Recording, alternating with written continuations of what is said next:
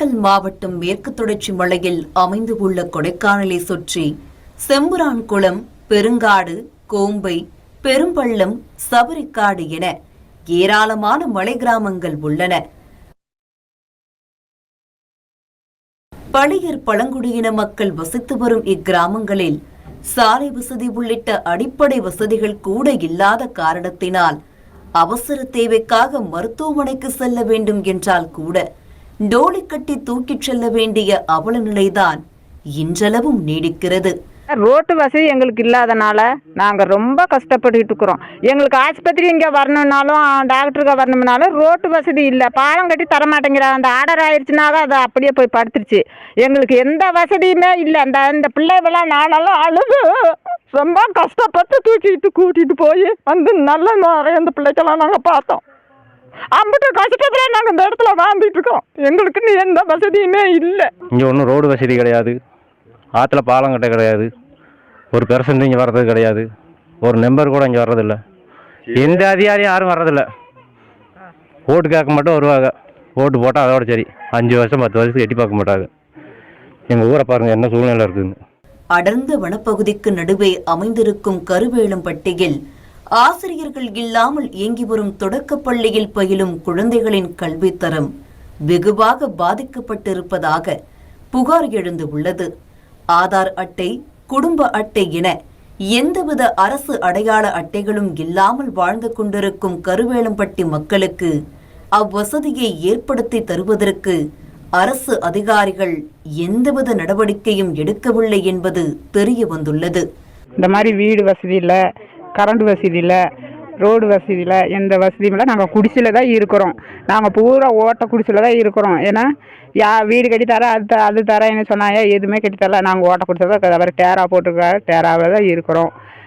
எந்த வசதியும் இல்லை. மழை பெஞ்சுன்னா ஒழுகிதான் இருக்கும். நாங்கள் வந்து ஒழுக்கு வீட்டில் தான் படுப்போம், செய்வோம்.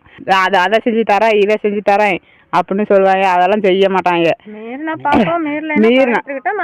பார்ப்போம், மீறலன்னு நாங்கள் போய் கலெக்டரில் எத்தனை தடவை தான் நாங்களும் கலெக்டரை போய் மனு கொடுக்குறோம். மனு கொடுத்தா இதை செஞ்சு தரேன், அதை செஞ்சு தருவாங்க. ஆனால் மனு கொடுத்தா அந்த மனுவை எடுத்தே பார்க்குறதில்ல யாருமே. இந்த மாதிரி ஒரு இடத்துல இருக்காக மனு வந்திருக்குது, அதை எடுத்து பார்க்குறதே இல்லை. கலெக்டர் யார் இங்கேருந்து வந்து எழுதிட்டு போனாலும் அதை எடுத்து பார்க்க மாட்டாங்க.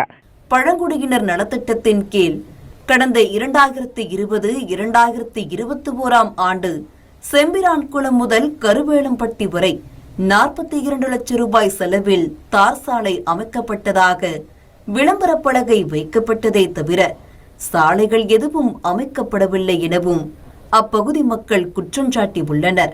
எங்களுக்கு ரோடு வசதி இல்லை. வீட்டு மனம் பட்டா ஃபாரஸ்ட் கொடுத்துருக்குது. ஆனால் அது வந்து இத்தனை சென்ட்டுக்குள்ள தான், 3 சென்ட்டுன்னா அந்த 3 சென்ட்டுக்குள்ள தான் இருந்துக்கணும். அதை பறிக்கிறதுக்கு உத்தரவு கிடையாதுங்க.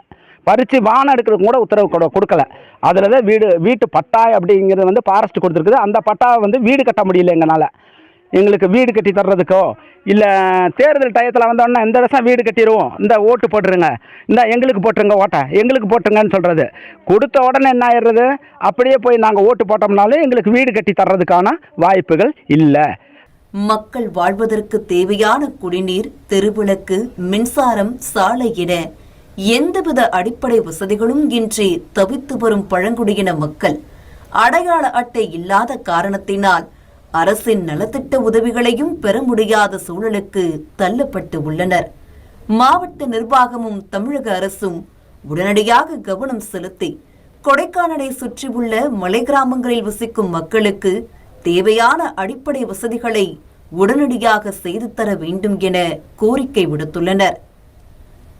தமிழ் ஜனம் செய்திகளுக்காக கொடைக்கானல் செய்தியாளர் மணி நேதாஜி.